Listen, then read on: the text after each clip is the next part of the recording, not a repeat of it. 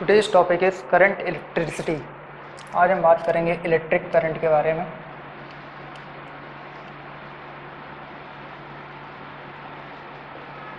It is represented by small I.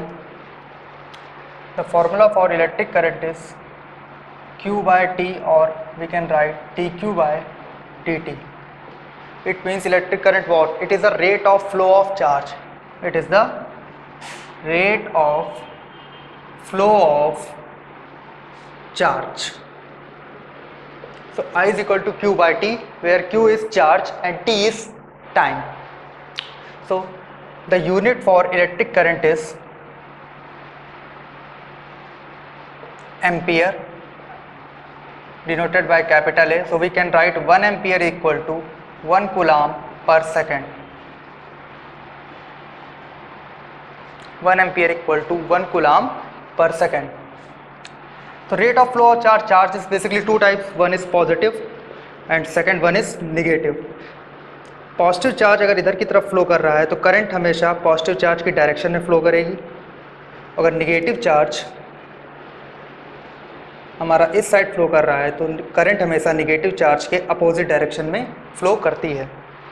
So current is flows in the same direction where is the positive charge flow and in opposite direction where is the negative charge flow. And next current is what? Scalar और vector. Basically अगर हमको वो दिया जाए कि vector है या scalar है, तो अगर आप करंट की बात करें सबसे पहली चीज़, स्केलर क्वांटिटीज़ वो होती है जिनके पास सिर्फ मैग्नीट्यूड होता है, एंड वेक्टर क्वांटिटीज़ वो होती हैं जिनके पास मैग्नीट्यूड होता है, डायरेक्शन होती है, और साथ में ये वेक्टर क्वांटिटीज़ जो वेक्टर लॉ ऑफ एडिशन है उसको फॉलो करती हैं। तो अगर हम करंट की बात करें, जैसे मान लो इधर से हमने 2 एम्पियर करंट फ्लो कराई, इस साइड से 3 एम्पियर करंट फ्लो कराई, तो इधर कितनी करंट जाएगी? 3 इसको 4 कर लेते हैं, तो इधर कितनी करंट जाएगी? बेसिकली अगर इस एंगल को हम 90 डिग्री कर दें तो 2 एम्पियर 4 एम्पियर सिंपली हम ऐड कर लेते हैं 4 to 6। इसका ये मतलब है कि करंट को हमने कैसे ऐड किया? सिंपल एल्जेब्रिक सम किया, हमने कोई वेक्टर सम वाला फॉर्मूला इसमें अप्लाई नहीं किया। मीन्स वेक्टर सम वाला फॉर्मूला अप्लाई नहीं किया मतलब करंट वेक्टर नहीं है। बट अगर हम करंट की डायरेक्शन चेंज कर दें, सपोज यहाँ पे हमने डायरेक्शन इधर कर दी 2 एम्पियर, तो 4 एम्पियर इधर जा रही है, 2 एम्पियर इधर आई, तो इधर कितनी जाएगी? 2 एम्पियर जाएगी। मीन्स डायरेक्शन बदलने से करंट का मैग्नीट्यूड चेंज हो गया। डायरेक्शन बदलने से करंट का मैग्नीट्यूड चेंज हो गया मतलब जो करंट है वो डायरेक्शन पे डिपेंड कर रहा है। मीन्स इसके पास डायरेक्शन है मतलब स्केलर भी नहीं है। तो करंट ना तो वेक्टर क्वांटिटी है ना ही स्केलर क्वांटिटी है। एक अनदर क्वांटिटी आती है जिसको हम बोलते हैं टेंसर। तो करंट बेसिकली एक टेंसर क्वांटिटी होती है। टेंसर क्वांटिटीज़ वो होती हैं जिनके पास मैग्नीट्यूड भी होता है, डायरेक्शन भी होती हैं, बट ये वेक्टर लॉ ऑफ एडिशन को फॉलो नहीं करती। अगर हमको दो ऑप्शन दिए जाएँ, सिर्फ एक हमको दे दिया जाए वेक्टर और दूसरा दिया जाए स्केलर, तब तो हम स्केलर को टिक करेंगे। बट अगर हमारे ऑप्शन में टेंसर क्वांटिटी लिखा हुआ है तो करंट को हमेशा टेंसर पे ही टिक किया जाएगा। इट मीन्स हम बेसिकली हमारे कोर्स में टेंसर है नहीं, वेक्टर है और स्केलर है, तो हम करंट को हमेशा स्केलर मान कर चलेंगे। तो ये बात हो गई करंट की यूनिट क्या होती है? एम्पियर। पॉजिटिव चार्ज इधर फ्लो करेगा, करंट भी उसी डायरेक्शन में फ्लो करेगी। निगेटिव चार्ज इधर फ्लो करेगा, करंट उसके अपोजिट डायरेक्शन में फ्लो करेगी।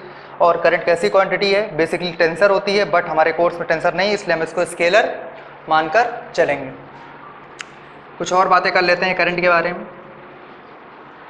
तो ये तो हमारा करंट की डेफिनेशन हो गई। Current is the rate of flow of charge, I equal to Q by T और dQ बाय dt। अब जैसे मान लो कोई एक हमारे पास वायर है, कोई कंडक्टर है, कोई वायर है, इसके अंदर इलेक्ट्रॉन्स हैं। कोई भी कंडक्टर है, कोई भी वायर होता है, उसके अंदर न्यूट्रल कंडक्टर है तो उसके बाद जितने इलेक्ट्रॉन्स होते हैं उतने ही प्रोटॉन्स होते हैं। अब क्योंकि हमें पता है, एटम का स्ट्रक्चर पता है कि एटम में इलेक्ट्रॉन, न्यूट्रॉन एंड प्रोटॉन्स जो होते हैं वो बेसिकली न्यूक्लियस में होते हैं। फ्री कौन रहता है? हमारा इलेक्ट्रॉन्स फ्री रहता है, और कंडक्टर में जो फ्री इलेक्ट्रॉन्स होते हैं वही इलेक्ट्रिसिटी के चार्ज कैरियर होते हैं। तो इसके अंदर जो इलेक्ट्रॉन्स हैं, अगर इसको कोई भी कंडक्टर को अगर कोई भी पोटेंशियल डिफरेंस नहीं देते, सिंपली एक वायर है ऐसे ही पड़ा हुआ है, अगर हम इसको कोई भी पोटेंशियल डिफरेंस नहीं देते तो क्या ये इलेक्ट्रॉन मूव करेंगे और नहीं करेंगे? अगर हम बात करते हैं इलेक्ट्रॉन मूव करेंगे तो हमारा करंट का फॉर्मूला ये होता है कि डेफिनेशन ही यही होती है, rate of flow of charge, मतलब अगर करंट चार्ज फ्लो कर रहा है तो मतलब उसमें करंट है। बट ये वायर तो सिंपली ऐसे पड़ा हुआ है, इसमें कोई पोटेंशियल डिफरेंस अप्लाइड नहीं है, तो इसमें कोई करंट नहीं होगी।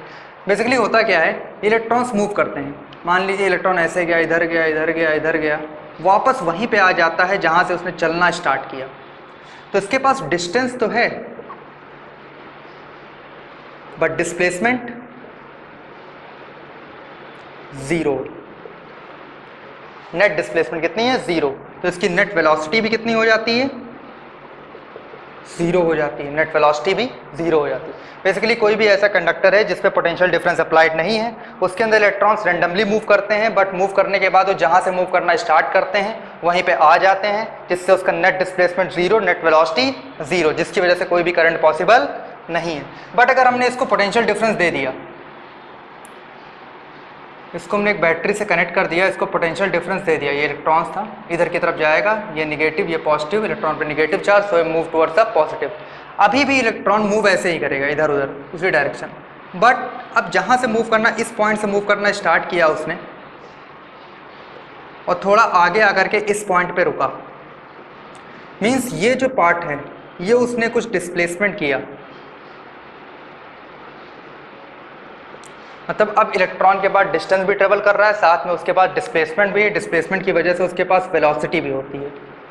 और इसी वेलोसिटी को हम एक नए नाम से जानते हैं, जिसको हम बोलते हैं ड्रिफ्ट वेलोसिटी। क्या बोलते हैं? Drift velocity.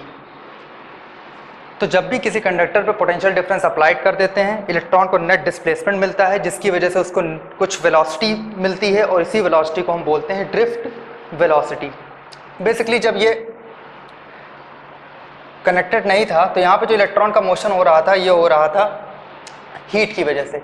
हीट की वजह से अगर मोशन हो रहा है तो सपोज एक इलेक्ट्रॉन की वेलोसिटी u1, दूसरे की u2, ऐसे ही मान लेते हैं n इलेक्ट्रॉन्स हैं, तो इन सबका जो एवरेज होता है ये हमेशा ज़ीरो होता है, और इसको बोलते हैं एवरेज थर्मल वेलोसिटी। अब जब इसको हमने पोटेंशियल से कनेक्ट कर दिया तो पहले की वेलोसिटी v1, फाइनली दूसरे की v2 dot dot dot vn, और इन्हीं के एवरेज को हम लिख देते हैं ड्रिफ्ट वेलोसिटी से, which is represented by vd।